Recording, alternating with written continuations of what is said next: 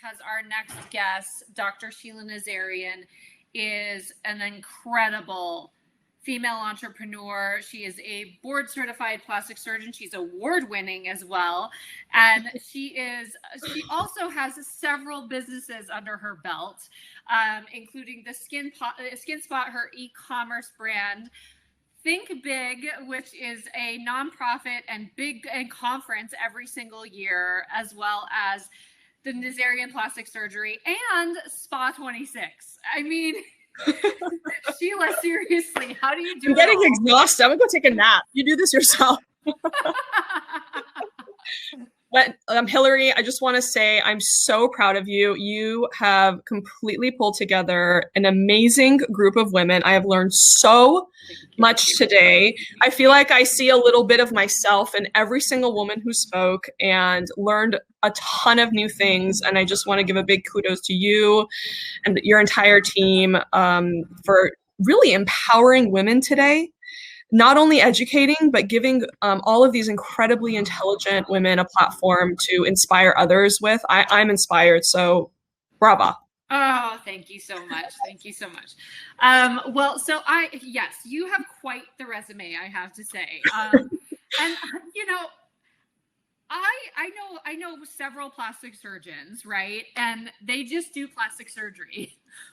What in the world made you want to do entrepreneurship as well?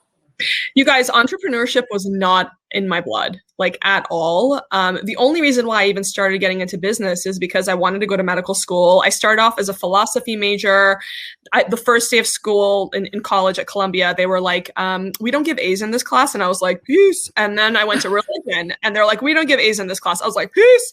So I was like, what do I study that I will get straight A's and I will get into medical school? And that was economics. So I just randomly kind of fell into where all the jocks were. No offense to jocks, but you know, I knew I could kind of kill it in that class, and I really found it super fascinating. So that was kind of my first venture into entrepreneurship. And then, you know, I went to medical school, you know, had to study so hard, and got into plastic surgery, which is like the toughest. Got married my first year of residency, started having 2 kids in general surgery, and I felt a little bit burned out. So I decided to do research in the Division of Plastic Surgery at USC, and I took 2 years to do that, had my second kid, and also went to the Marshall School of Business at the same time. So that was really eye-opening. I mean, we had the CMO of NASA in our class. It was like an incredible think tank. And that was my first venture kind of into entrepreneurship. Then I went to plastic surgery, graduated. And in my first couple of years, you know, you want to be a plastic surgeon so bad. Yeah. Then you pass your boards, then you graduate, and you're just supposed to go into your office and like make money. Mm-hmm. And you weren't allowed to like step outside of the box, right? Yeah. Because we took the time to train you, and how dare you not just want to die with a knife in your hand, mm-hmm. right? And that just didn't fit me. I always want to grow, just like I've been hearing all these women say, always asking questions, always growing. That is what, like for me, stagnation is depression. Mm-hmm. I need to always be growing. And so, you know, really things just kind of came. I mean, I had Nazarian plastic surgery. Then I was, like the ladies were saying, you know, you kind of surround yourself with like-minded individuals. And I started talking to someone and they're like, listen, you can't sell Nazarian plastic surgery. What's your exit plan? And I was like 2 years out of residency. I'm not thinking exit plan, right? But they were like, but you could sell a spa. You could franchise a spa. So I created Spa 26 without my name on it. So, and create its own entity, its own social media, its own everything, like a nice, clean little package, so that one day I could maybe franchise it. I could maybe sell it when I'm ready to retire. And I'm not nowhere near ready to retire, but I feel like you have to start thinking that way, you know? Yeah. And that was the first one. Next, there was a need. A lot of female physicians online were sending me photos of their face and asking me what skincare products, what types of fillers do I need?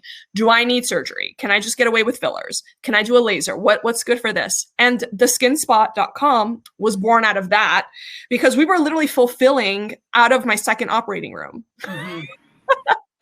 So that kind of grew. And, you know, I kind of felt like what somebody said, a used car salesman this morning. And I never really promoted it on social media ever, even though I had a big platform to promote from. Yeah. But during COVID, all of my patients were like, listen, I've been getting microneedling. I've been doing all these things. My collagen's going to shit. How do I like maintain it? So I started posting about like, this is my own regimen, guys.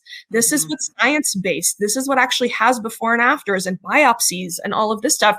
And we went from, we can talk numbers, right, Hill? Yeah, absolutely. We went from $250,000 in sales to $2 million in sales in 2020. It was crazy. So I just feel like what I learned too, and it was from Boss Talks, you had somebody from the PR world come and say, if you're selling something that's helping people, that's a blessing. You are not a used car salesman. If what you are selling helps people. Yeah. And so that really got into my brain. And that's when I said, you know what? Not everyone is, some of the states are shut down. Not everyone can go see their, just like you guys were talking, their hairstylist. Not everyone could go see their plastic surgeon or their dermatologist or their spa or whatever it is, or their facial. Yeah. Like one of the ladies on the last panel was saying, that's part of her self-care, right? Yeah. And self-care matters. We all know that. Feeling good, a pep in your step, like, this morning. Yeah. And so that's where the Skin Spot, I kind of felt like, you know what? This has value and this helps people too. Not just surgery helps people and not just injections help people. This helps people too. Yeah. And so that kind of took off. And then obviously, Think Big was our nonprofit. I just felt like in the physician space, in the medical space, not everybody gets to go to business school. Actually, talking about business is dirty. You're supposed to be completely altruistic, not care about making money or feeding your own family as long as you're helping others. And that just didn't jive with me. That doesn't make sense to me. Mm-hmm. You have to take care of you so that you have the means to help others, and that's okay. And so I created Think Big. We've had Kris Jenner keynote. We've had Bethany Frankel keynote.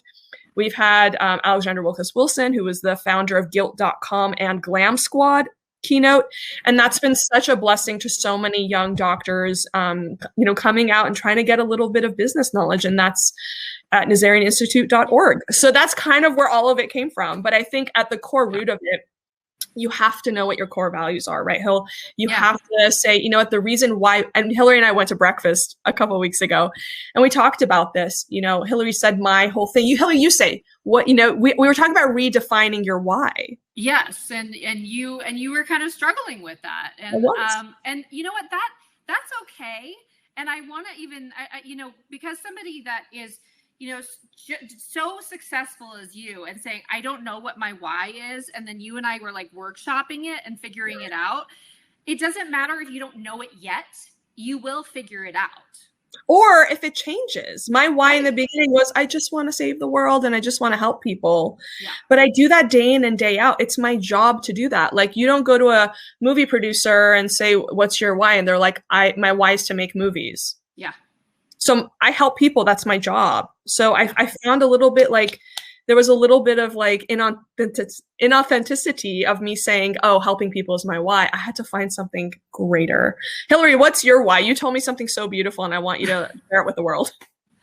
Well, Boss Talks itself has a mission to increase the economic footprint of women globally. And so I know that's a massive mission, but that's what we're doing. And that has been something that I've wanted to do my entire life is teach women that they can find opportunity anywhere by making connections, making the right connections. And so that is my why.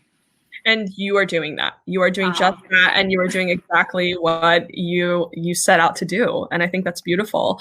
And we were kind of thinking about it. And I think my why is to leave the biggest impact and inspire other women and men to use their voice and to speak their truth, especially now. Especially in cancel culture, especially when, you're not even, there's this like trend to silence and to not have nuanced discussions. It's like, oh, you said something that's against, so you're canceled. Instead of discussion and learning and discourse and ideas, that we left, a country that was oppressive to come here. So I value that so deeply in my core, and to inspire other people to follow their authentic self. You will attract people that love you for who you are. If you're not authentic and you've lost your voice, you will have a lot of people around you, but maybe you won't like yourself. Yeah. Yeah. Actually, I was listening to your podcast with Guy Kawasaki the other day, and I didn't know this about you. And you and I have been friends for quite a while, and I had no idea this about you, but you were smuggled in a truck from Iran to Pakistan. So Yes. when I was thinking about that, when I was listening to that, I was like, oh my gosh, that is like a very poignant moment for a child because you were so young. And do you think that is a time in history of your life that really made you like kind of light a fire under your ass, kind of?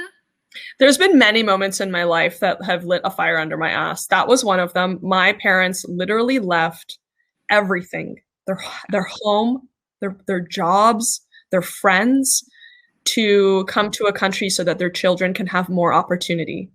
Also, I don't know if you know or not, but my mom passed away when I was 16 years old from breast cancer. And that lit another fire under my ass. I said, you know what? Life is short. And I've been given opportunities in America that I didn't have elsewhere. And I better make the most of it. Yeah. I better. Yeah. I resonate with that because my dad died 2 years ago, actually last Monday. And the reason why I have expanded this with Wendy is because of that. Is like, I wanted him to be looking down on me. He's always been my biggest supporter, and he's looking down on me and saying, that's my daughter. She's killing it. Like, she's doing exactly what she wanted to do. And so I totally resonate with that. I kind of wanted to go into, you had talked about how you went from 250,000 to 2 million with the skin spot. And we've been dealing with this pandemic for over a year now. And, I'd love for you to kind of give a little bit of a tidbit of information on like how to have those different revenue streams in your business and how to get there. Like, what are the things that you need to think about to get there? Oh my goodness. I think it's okay to just get started and not have it all figured out. I think that's the first lesson. Just start. And I think the most important thing too is that you need to fill a need, right? Fill a void. Something that maybe other people aren't doing. Like, we are kind of like the violet gray of medical grade skincare. We curate the best of the best. Mm-hmm. So not only is everything evidence-based, but I actually go ahead, try that crap on my own face for 2 weeks. If I break out, it's out. I don't care if it's medical grade. And we give it to all of our staff. They try out. I know everybody's going to be signing in job applications now. But no, I mean, we try everything out and we don't put our name on it unless it's like awesome, or unless it has a new ingredient that something else on the site already doesn't have. Because medical skincare is confusing, and it's all about like packaging, how does it smell, which influencer said it was good. I mean, a lot of it is just sort of like it makes you feel good, which has value, but is it actually going to take away your sunspots, or like, are your wrinkles actually going to get better? Right? And I think there's such an industry around marketing, and that's important in packaging, but like when you go to medical grade, that's when you're actually going to see results. And I always like to say, even my practice is not a fluff and rub. You walk into my practice, there's going to be some value and some results there. I'm sorry if, it hurt a little bit. Yeah. So on top of everything, you also are a star of a Netflix series called Skin Decision. Yes. And you've built the most incredible social media following and brand for yourself without any help from a publicist or a brand, somebody to help you with your brand. How did you do that? Because, and you are so humble too. And you go on social media and you say whatever you want. You stick a needle into your eye. I'm like, oh my God, she's putting stuff in her eye. Like, what is that? Oh my God, before everybody thinks I'm crazy, I just do my own fillers. I have 13 syringes of filler in my face right now, in full transparency, and proud of it. I think that I think in medical, it's a little bit difficult to get PR. I think it can work, but nobody really had my voice. And I tried to work with some people, and it just always seemed a little generic. Mm-hmm. So I just started, when I graduated from residency, I was going on a walk with my husband and I was crying because I was like, I can't be a housewife. I want to be busy. And he's like, take your time, breathe. You're going to be busy before you know it. So instead of just sitting in my office doing nothing, while nobody knew who the heck I was, by the way, I just started making educational videos. I started creating value on YouTube and then taking those and sticking it on my website. I didn't even know that Google owns YouTube. I didn't know that that was going to put me on the first page of Google 2 years out of residency, even though there's 31 plastic surgeons in my building. Yeah. Not to mention even Beverly Hills. But I just started creating value. And when you search for, like, let's say you're, the news channel, or you're like e-news, or you're Inside Edition, and you're looking for something, you Google it, and there's that first row of videos that comes up. So I guess I was just coming up because I was the only one creating videos at that time. And so I started getting a lot of TV spots, you guys. I was getting, oh my God, I've been on everything. I've been on e-news like 10 times. I've been on the doctor show 10 times.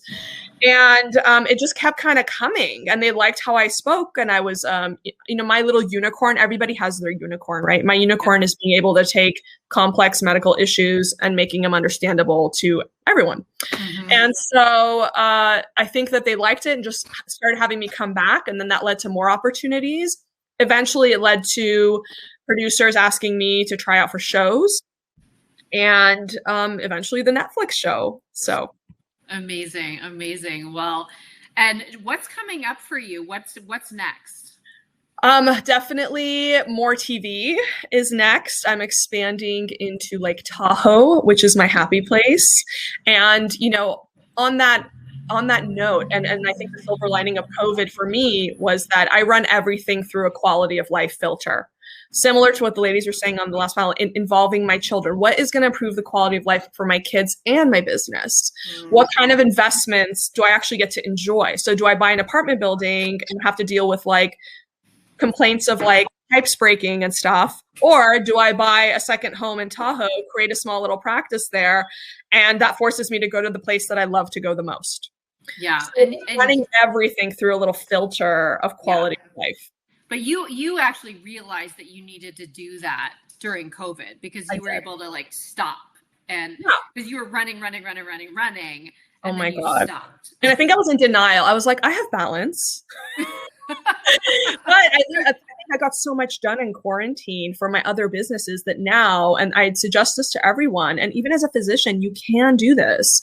Just self-quarantine 3 times a year. I'm taking 20 days in June. I'm taking the entire month of August. I'm going to be focusing on my family and my other businesses, but I'm not going to be seeing patients during that time. So, I have other physicians in my practice now that can work and pay overhead, and they charge less than me.